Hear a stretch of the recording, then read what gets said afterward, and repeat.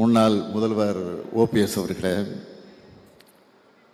தொடக்கத்தில் உரையாற்றி சட்டமன்ற பணிக்காக விடைபெற்று சென்றிருக்கக்கூடிய எதிர்க்கட்சி தலைவர் தம்பி உதயநிதி அவர்களே, மாவட்ட செயலாளர் மாசு அவர்களே, முன்னாள் இந்நாள் நாடாளுமன்ற சட்டமன்ற உறுப்பினர்களே,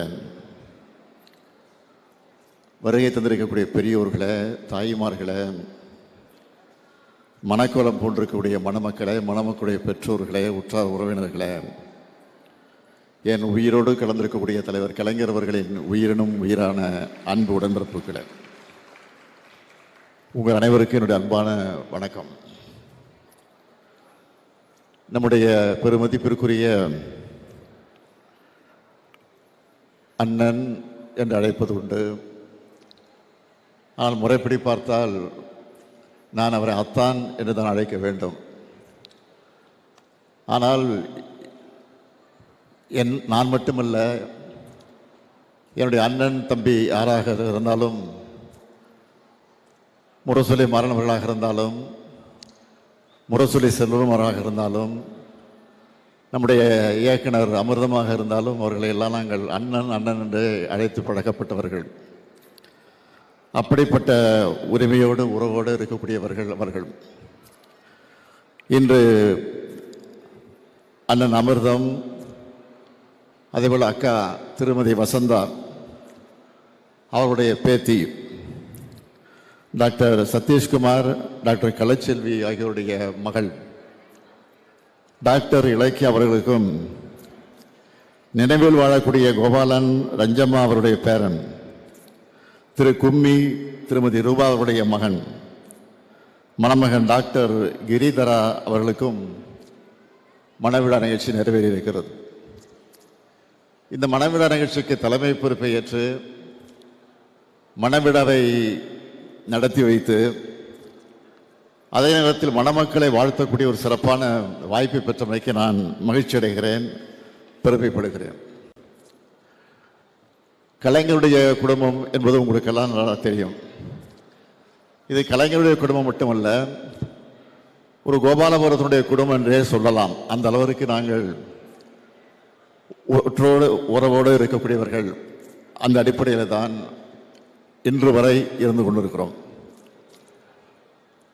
திரு அமிர்தம் அவர்களை பற்றி நான் சொல்ல வேண்டும் என்று சொன்னால், தலைவர் கலைஞருடைய சகோதரியுடைய மகன், அதாவது என்னுடைய அத்தை மகன் அமிர்தம் அவர்கள்.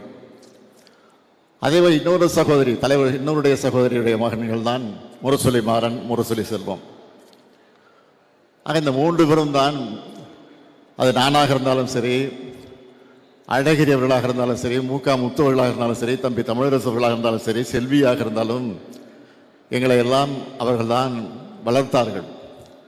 பெற்றவர்கள் தலைவர் கலைஞராக இருந்தாலும், தயாரம்மையாக இருந்தாலும் வளர்த்தவர்கள் இந்த மூன்று பேரும் தான்.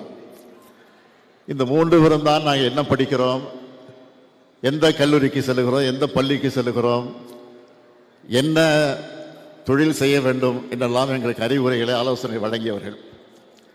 ஆனால் முரசொலி மாணவர்களை பொறுத்தவரையில் பட்டும் விடாமல் இருப்பார். முரசொலி செல்வங்களை பொறுத்தவரையில் ரொம்ப சாந்தமாக, எதை பற்றியும் கவலைப்படாமல், ஏதாவது எங்களுக்கு பிரச்சனை ஏற்பட்டால் அதை உடனடியாக நிவர்த்தி செய்து விடுவார். அவ்வளவு சாதகமாக எங்களுக்கெல்லாம் இருப்பார். ஆனால் அமிர்தம் அப்படி இருக்க முடியாது. ரொம்ப கண்டிப்பானவர். இன்னும் சொல்ல வேண்டும் சொன்னால், என்னை அடித்து இருக்கிறார், இந்த கன்னத்தில் என்னை அடித்திருக்கிறார். நான் பல முறை அதை எடுத்து சொல்லியிருக்கேன். அந்த அளவுக்கு கண்டிப்பானவர், அடித்து வளர்த்தவர் அமிர்தம் அவர்கள். ஆக அப்படிப்பட்டவுடைய பேத்திக்கு நடைபெறக்கூடிய இந்த மணவிழாவிலே கலந்து கொள்கிற நேரத்தில் நான் உள்ளபடியே மகிழ்ச்சி அடைகிறேன். இங்கே சகோதரர் ராஜா அவர்கள் ஒன்றை குறிப்பிட்டு சொன்னார். இன்றைக்கு நாடு எப்படி இருக்கிறது என்பதை பற்றி அவர் இங்கே சுட்டி காட்டியிருக்கிறார். நான் அதிகமாக அந்த பிரச்சனைக்கு போக விரும்பல, அரசியலாக்க விரும்பல. இது ஒரு குடும்ப விழாவாக இருக்கிற காரணத்தால் நான் அதிகம் அரசியலுக்கு செல்லலை. ஆனால் ஒன்றை எண்ணி பாருங்கள், இன்றைக்கு அமிர்தனுடைய மகளாக இருந்தாலும் மாப்பிள்ளையாக இருந்தாலும் ரெண்டு பேரும் டாக்டர்கள். அதில் இன்றைக்கு பேத்தி இலக்கியாவுக்கு திருமணம், அவரும் டாக்டர்.